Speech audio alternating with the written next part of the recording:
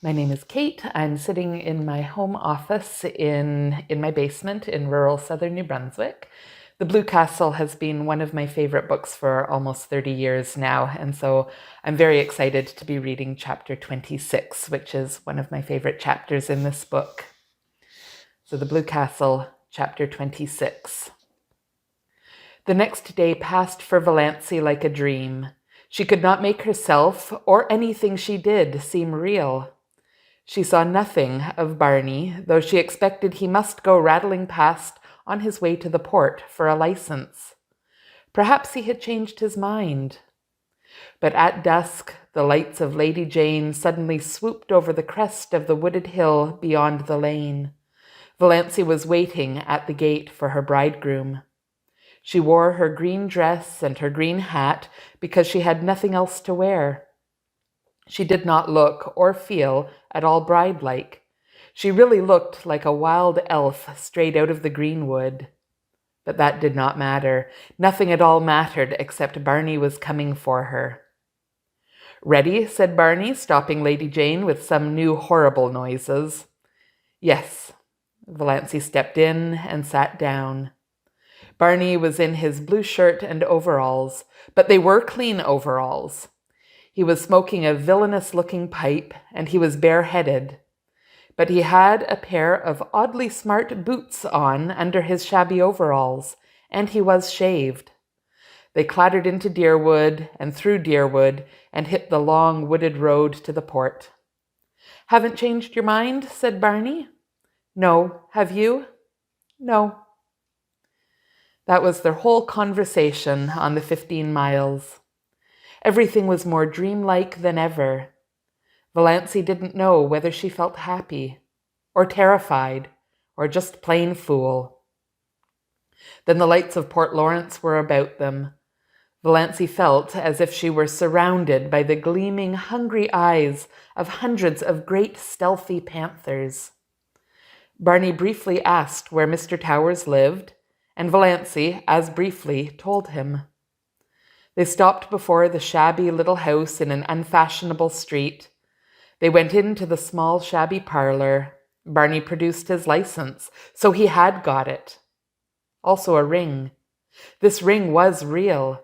She, Valancy Sterling, was actually on the point of getting married. They were standing up together before Mr. Towers. Valancy heard Mr. Towers and Barney saying things. She heard some other person saying things. She herself was thinking of the way she had once planned to be married, away back in her early teens when such a thing had not seemed impossible. White silk and tulle veil and orange blossoms, no bridesmaid, but one flower girl in a frock of cream shadow lace over pale pink with a wreath of flowers in her hair, carrying a basket of roses and lilies of the valley. And the groom, a noble-looking creature, irreproachably clad in whatever the fashion of the day decreed. Valancy lifted her eyes and saw herself and Barney in the little slanting, distorting mirror over the mantelpiece. She in her odd, unbridled green hat and dress. Barney in shirt and overalls. But it was Barney. That was all that mattered.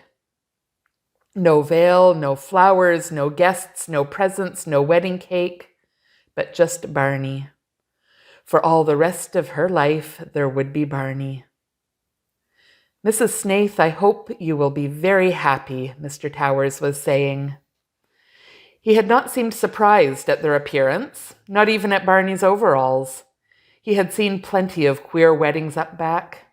He did not know Valancy was one of the Deerwood Sterlings.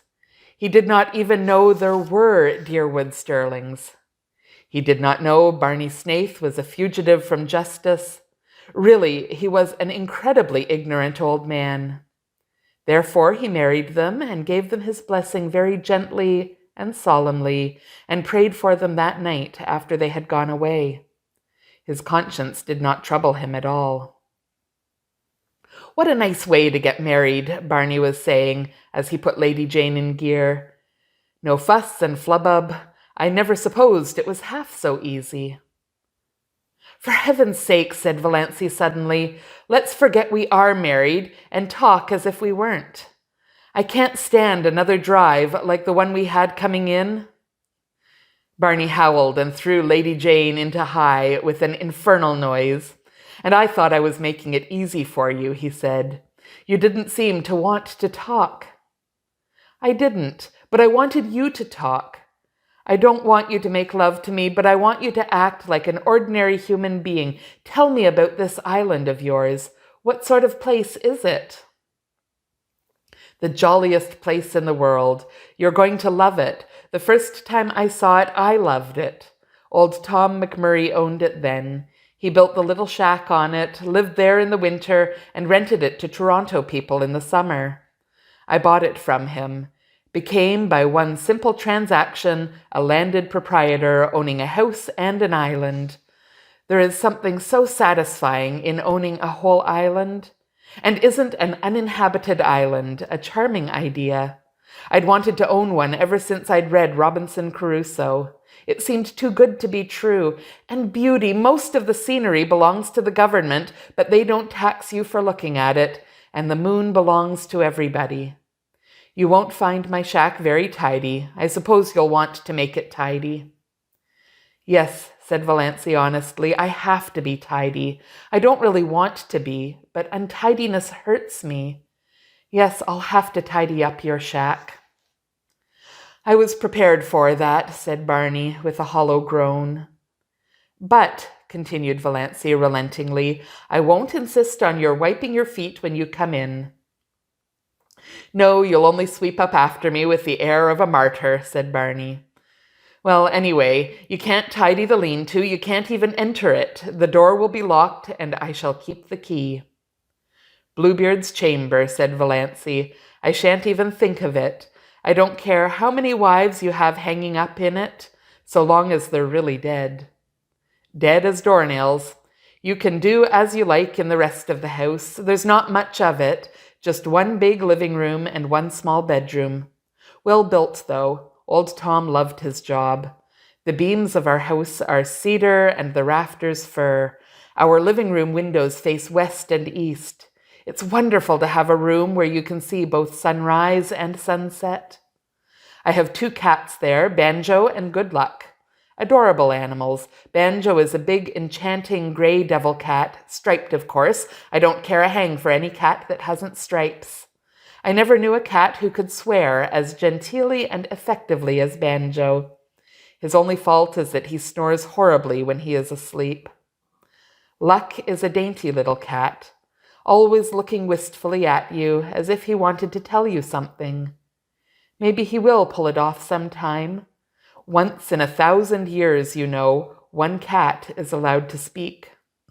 My cats are philosophers. Neither of them ever cries over spilt milk. 2 old crows live in a pine tree up on the point and are reasonably neighborly. Call 'em Nip and Tuck. And I have a demure little tame owl, name Leander. I brought him up from a baby, and he lives over on the mainland and chuckles to himself o' nights. And bats, it's a great place for bats at night. Scared of bats? No, I like them. So do I. Nice, queer, uncanny, mysterious creatures, coming from nowhere, going nowhere. Swoop. Banjo likes 'em too. Eats 'em. I have a canoe and a disappearing propeller boat. Went to the port in it today to get my license. Quieter than Lady Jane. I thought you hadn't gone at all, that you had changed your mind, admitted Valancy.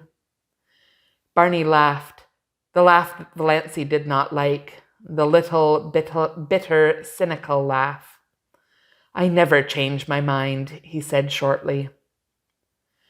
They went back through Deerwood, up the Muskoka Road, past Roaring Abel's, over the rocky, daisied lane. The dark pine woods swallowed them up. Through the pine woods, where the air was sweet with the incense of the unseen, fragile bells of the linnaeas that carpeted the banks of the trail. Out to the shore of Mistawis. Lady Jane must be left here. They got out. Barney led the way down a little path to the edge of the lake. "There's our island," he said gloatingly. Valancy looked and looked and looked again. There was a diaphanous lilac mist on the lake, shrouding the island. Through it, the two enormous pine trees that clasped hands over Barney's shack loomed out like dark turrets. Behind them was a sky still rose-hued in the afterlight and a pale young moon. Valancy shivered like a tree the wind stirs suddenly. Something seemed to sweep over her soul. "My blue castle," she said. "Oh, my blue castle." They got into the canoe and paddled out to it. They left behind the realm of everyday and things known and landed on a realm of mystery and enchantment where anything might happen, anything might be true. Barney lifted Valancy out of the canoe and swung her to a lichen-covered rock under a young pine tree. His arms were about her, and suddenly his lips were on hers. Valancy found herself shivering with the rapture of her first kiss. "Welcome home, dear," Barney was saying.